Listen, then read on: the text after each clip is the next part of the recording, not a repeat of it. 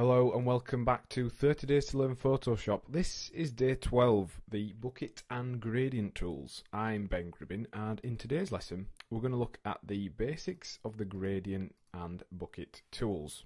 So let's switch straight to Photoshop and let's get on with the lesson.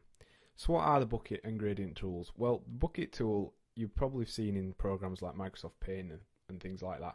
It essentially just fills in a large area with colour. It can do it by an empty layer, which will fill with an entirely solid colour, or on photographs it will do something along the lines of this.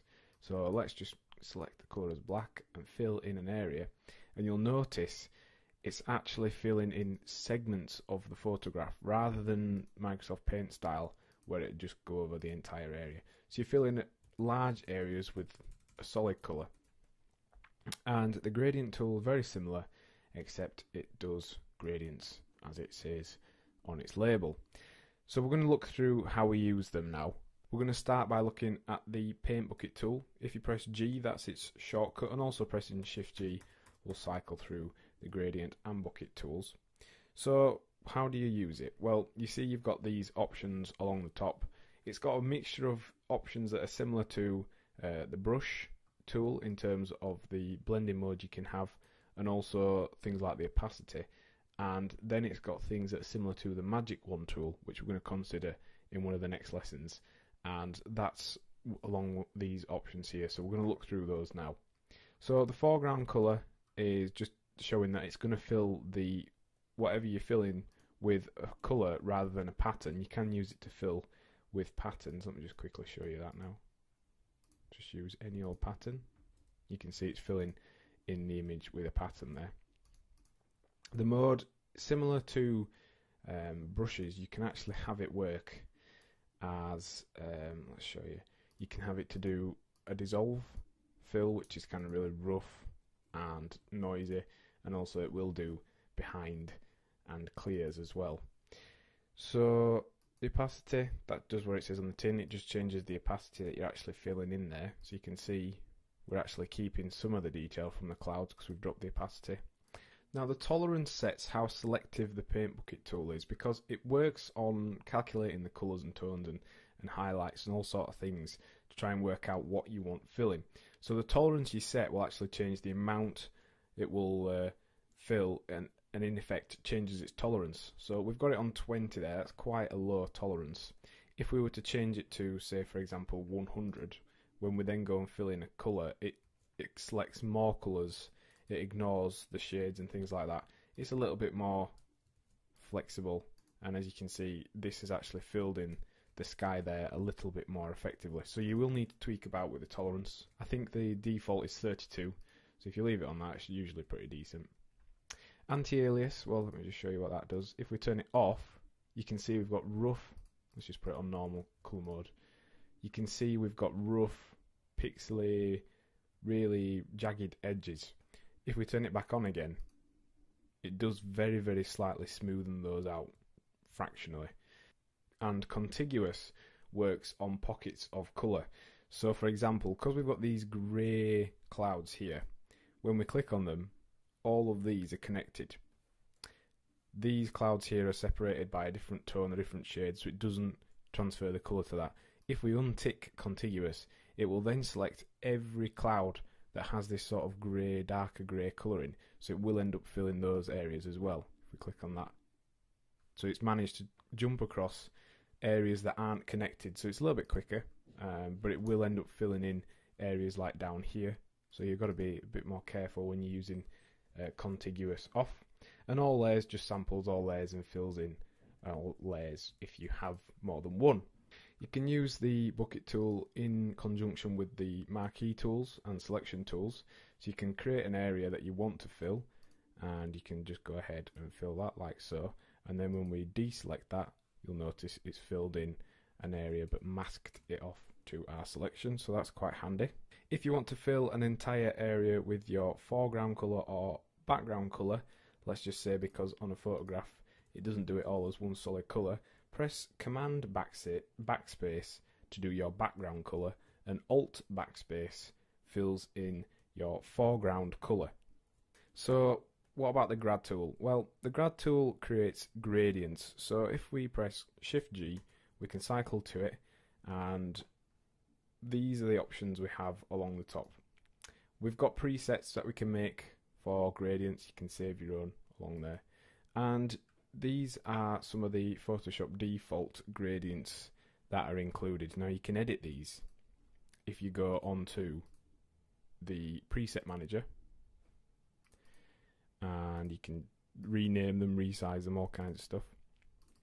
If you double click on the actual color gradient here, it will take you to a gradient editor. Now that helps you to be able to more accurately edit a gradient. So along here is your opacity of the gradient, and along here is the actual where the gradient happens, how sharp it is, and this brings it into almost a near line. This will bring it more biased towards the background color. In order to change that, just double click on it and you get the color palette, and you can enter any colors you want on the scale, and then that adds that in, and then you can just tweak about with the different options along there. So that's how you actually edit a gradient.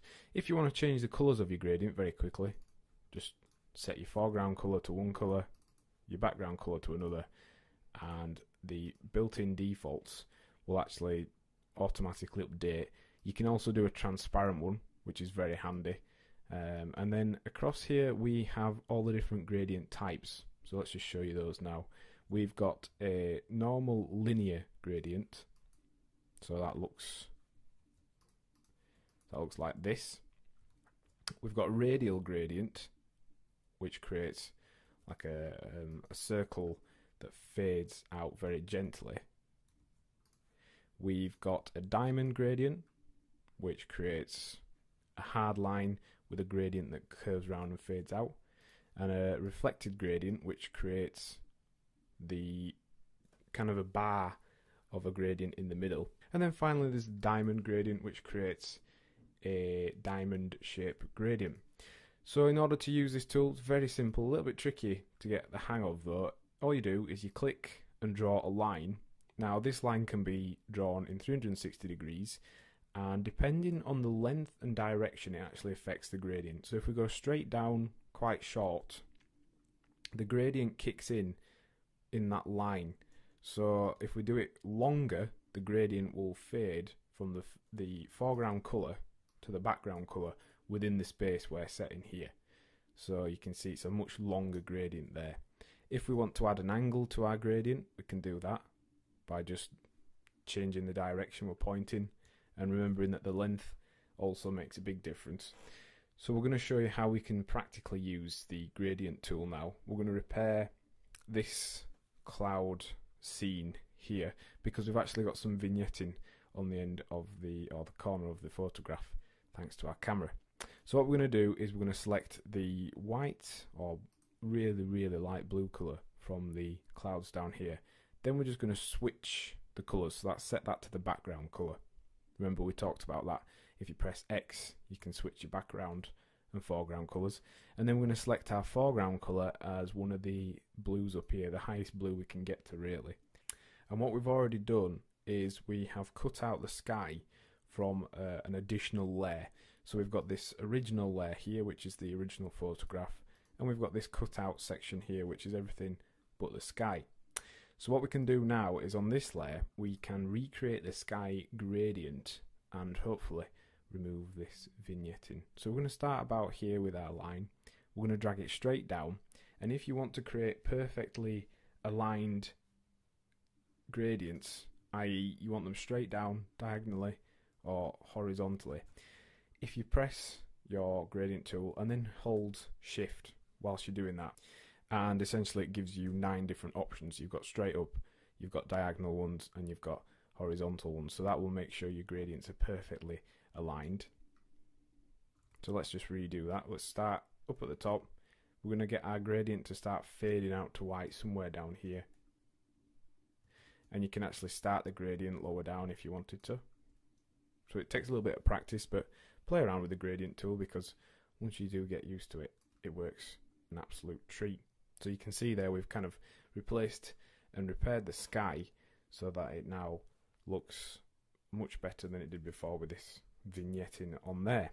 As with all the other tools, you've got a couple of options for how it works, and also the colour modes. There's all the different colour modes accessible from this tool, so you can do behind gradients, which you can't see because it's behind that one, and also a dissolve one, which will give it a much more jagged, noisy appearance. You've got opacity, so you can set the actual opacity of the entire gradient, and you can add multiple gradients over the top of each other then. And you can reverse the colours if you want to quickly reverse between your current settings. If you click reverse on the options bar, you can see there it's just reversing the way our colours are going. And then again, dither, this just helps smoothen out any banding. If we turn that off, you can see we have got some light banding across here, whereas if we turn it on again, it does help to smoothen it out, especially on these longer gradients, and that's just because of the way colours are displayed on computers. And then transparency, if we untick that when we enter our transparent gradient, it won't actually work as a transparent colour, it'll just simply fill over the entire thing. What are we learning in today's lesson? Well, we've considered how to use the bucket and gradient tools, looked at all the basics of those and all the different settings and options we have. So your task for this lesson is to practice filling a layer with colour using the bucket tool, and do that by doing a mass colour application. Also practice on a photograph, just adding in colours where you want to do, and then also practice making different gradients, experimenting with colours and tighter colour changes. Next time on 30 Days to Learn Photoshop, we'll be looking at the lasso and marquee tools. Thanks for listening.